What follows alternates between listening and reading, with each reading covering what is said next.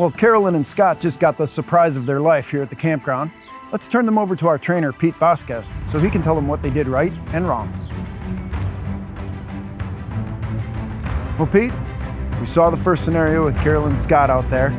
What did you think went well, and what do you think we could teach them to do a little bit better? Well, I think they could have improved on the distance, keeping their distance away from the bad guy. The good part was that he went and got his weapon. She went and got a weapon.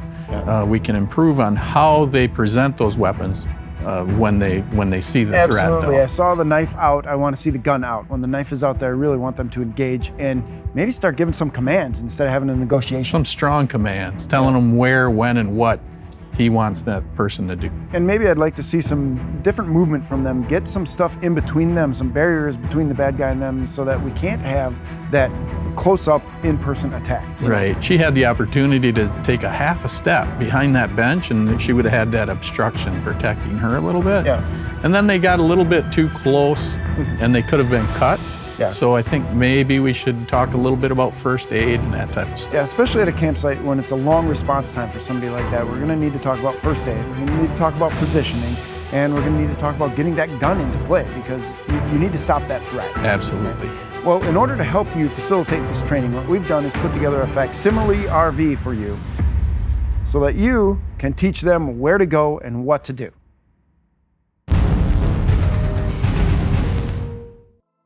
Scott and Carolyn, in this scenario, you were threatened by a subject with a knife.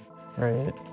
If one of you had been cut, do either one of you know what to do in a situation like that? No. No. Okay. Not at all. So do you carry a first aid kit in your... We have a basic first aid kit, some bandages, and body cream. Okay. For minor things, that's fine. But for a traumatic injury that could happen at any time at a campground, you may want to think about getting what they call a trauma pack. In my camper, I keep a trauma pack in a cupboard that's right inside the doorway. I don't even have to go into the camper to get it. And the people I camp with, I let them all know that, that's where it's at. In case I need, if I'm injured, I don't want to have to explain to them where to go get it. In a pack like this, they have scissors and markers and compression bandages and gauze. And what I like about this particular trauma pack is that it has a tourniquet that you can use. Would you guys, either one of you, know when to use a tourniquet? No. No. Okay, the basic rule is that if it's squirting blood, you probably need a tourniquet, and you would apply that above the wound, closest to the joint above that wound to try and stop that. This is an example of a tourniquet. This one's really nice because it has the instructions right on it. And you just follow those instructions, and basically you have to pull that tourniquet tight enough to turn that diamond into a square.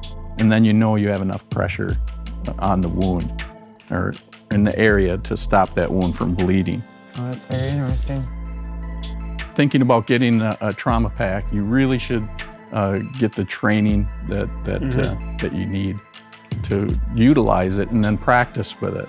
Like I said, there's other reasons you may need it other than knife or gun wounds. Right. Somebody splitting wood and they hit themselves with an axe or something like that in the campground, and without cellular coverage and being so far away out in the country, it may take a while for EMTs to get there, so you may want to use that.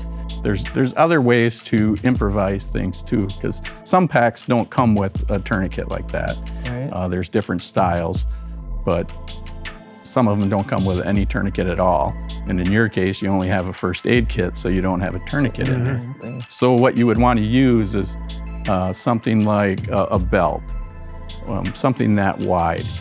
You don't want to use bungee cords. That would be my first thought. Or anything narrow, or extension cords or rope. They're too narrow and they cause more damage than what they're helping actually. So you want it nice and wide, about belt wide, or ratchet straps that you may have in your truck, that width, and you just cinch it down tight enough. And then you're going to want to mark it the time that you put it on there Okay. so that the doctors know how long that the tourniquet's been applied. Oh, I would have never known. Yeah, it's an important thing because the wound is attached to other muscles and things that need blood, but you're cutting that blood off to those things. So the doctors want to know when or how long that's been on. So it's information, but you get that in the training.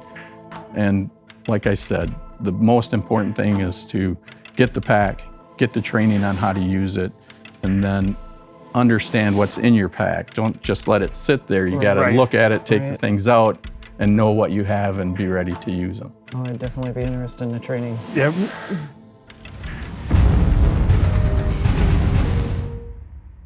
Okay, in the scenario you guys were in, you had some unwelcome guests come into your campground and just kind of plop down into your campsite, and you guys didn't appreciate that a whole lot. No. No. Okay. One of the first things I noticed is that you guys didn't separate yourself, give yourself enough distance between the people that you didn't want in your campsite and yourselves. For instance, Carolyn, when you were by the bench, you stood up and you took a step away from the bench, but when she sat down, you didn't use that bench at all. You could have took just a half a step the other way, and she wouldn't have been able to get to you at all. And Scott, he was close to you quite a bit. And what you could have done is come over here by the grill and put the grill in between you and him, because nobody's going to want to come over a hot smoking grill to get at you. Right. You could have even picked up the cover of the grill and used it as a shield because he had a knife. So this would be a good weapon of opportunity to either defend yourself or go on the attack if you needed to. The other thing was that you both went into the camper to get your weapons. Inside the camper, if you could use the seats as protection, but then you have your back to the bad guy even longer. You could come in and use the furniture and the bed to create distance, because that distance, because he had that knife, would protect you, because if he has to actually be able to touch you with that knife to hurt you. Okay, but at some point inside this camper, you're going to have to take the fight to him. So you're going to want to drop your center of gravity and then go at the fight for as hard as you can, because the first one to fall down is usually the one that loses the fight. But the better option would have been to have your weapon on you the whole time.